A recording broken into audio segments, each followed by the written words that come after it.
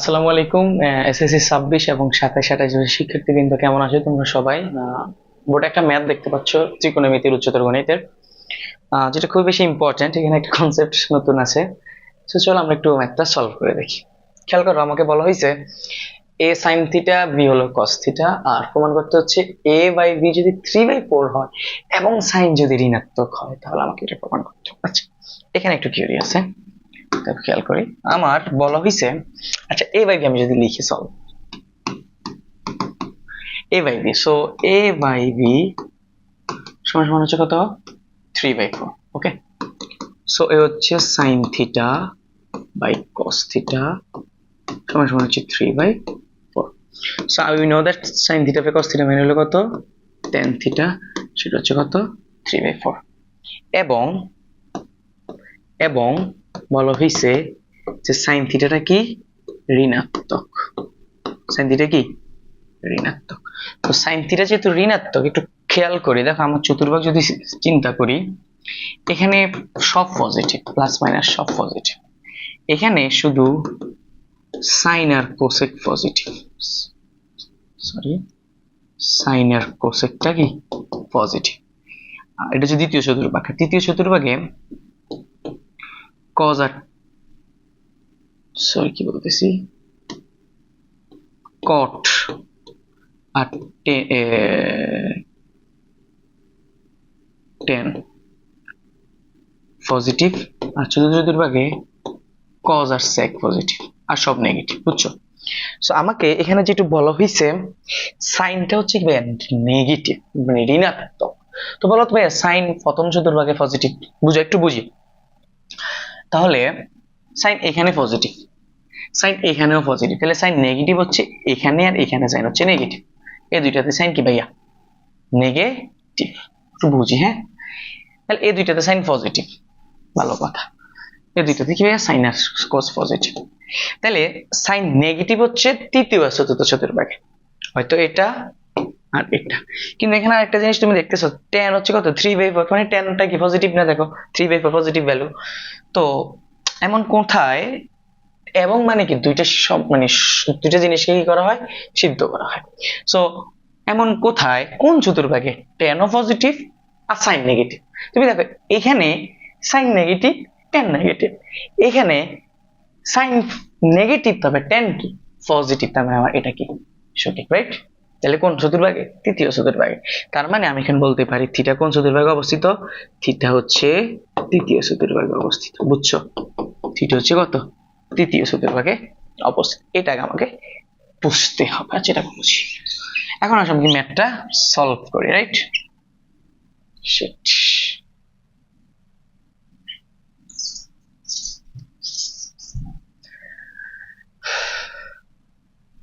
ওকে, theta তৃতীয় চতুর্ভাগে অবস্থিত। তো আসেন, আমাকে এখানে যেটা বলা হয়েছে, tan থিটা সমান সমান হচ্ছে 3/4।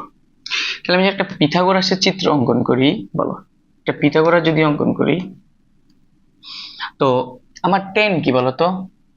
লম্ব বাই কি? ভূমি। তাহলে এটা সে থিটা কোণ। এই রে,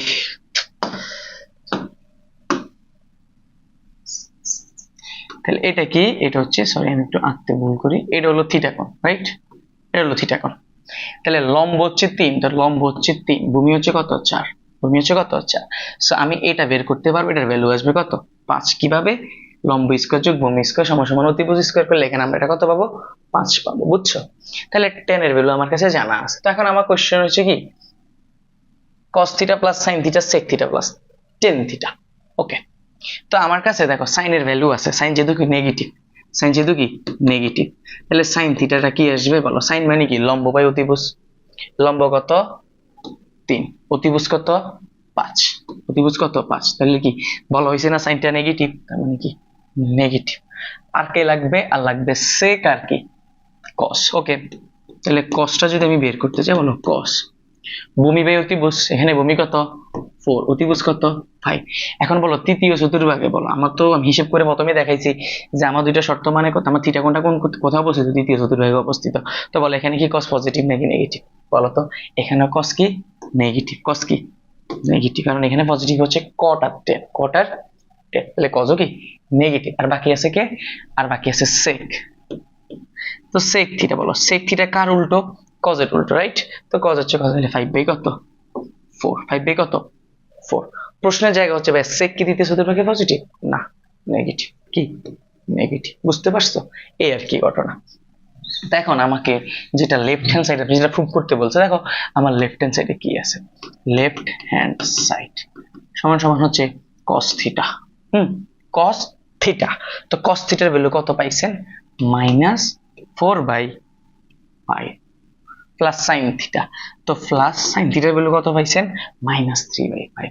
তাহলে -3/5, এখানে একটা মাইনাস। ওকে, আচ্ছা sec থিটার ভ্যালু কত পাইছেন? sec থিটার ভ্যালু পাইছি আমরা -5/4 প্লাস tan থিটার ভ্যালু কত? 3/4। 3/4 আসলে ওখানে এটাকে আমরা কি করব? ক্যালকুলেশন। আসলে নিচে এখানে 5টা কি লসাগু, এখানে প্লাসে মাইনাসে কি হবে? মাইনাস হবে।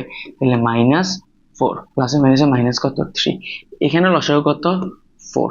তাহলে -5 প্লাসের প্লাস 3 এর কত? 3। তাহলে এখান থেকে আমরা কি লিখতে পারি? দেখো উপরে উপরে -4 থেকে -3 গেলে কত থাকে? মাইনাসের কত? 8 থাকে। কত থাকে? মাইনাসের 8 থাকে। আর এখানে কত থাকে? 5 থাকে। আর নিচে গেলে কত থাকে একটু খেয়াল করো, নিচে আমার এখানে হচ্ছে কত? 4। আর -5 থেকে -3 গেলে মাইনাসের কত থাকে? 2 থাকে। মাইনাসের কত থাকে? 2 থাকে। বুঝতে পারছো? এইবার আমি যদি উপরে এখন লিখি যে -8/5 ইন্টু 4/-2, ঠিক না? তাহলে একটু খেয়াল করো, এখানে আমি যদি কাটি তাহলে 2 দুগুণে কত? 4। 2 দুগুণে কত? 4। তাইলে মাইনাসে মাইনাসে কাটা থাকে, তাহলে 8 দুগুণে কত? 16/5। বাট আমার তো 14/5। আমার কত? 14/5। তাহলে কি অঙ্কটা ভুল হয়েছে?